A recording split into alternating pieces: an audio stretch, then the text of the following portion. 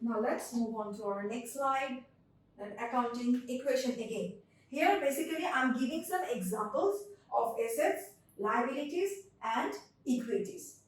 If you look at the assets part, now you can easily actually consider or usually get to know these are the examples of assets, these are the liabilities, and these are the equation, as you know the concept of these three, right? So assets is actually cash, bank, AR means accounts receivable, building, premises, inventory, investments, and goodwill.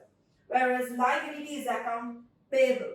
Payable means the persons who we will have to pay after a certain period of time. We are bound to pay that money to that person. That is called that's called accounts repayable. Then loan, we have already talked in detail about loan. Taxes, that is, we are actually responsible to pay the taxes to our government, right? Okay, as we are doing business in the certain country, so we will have to pay some taxes to our government. Okay, then the equity that belongs to the owner. Stockholders. Stockholders are the partners of a business.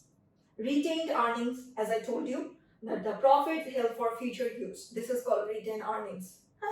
So these are some examples of equity, liability, and assets. Okay.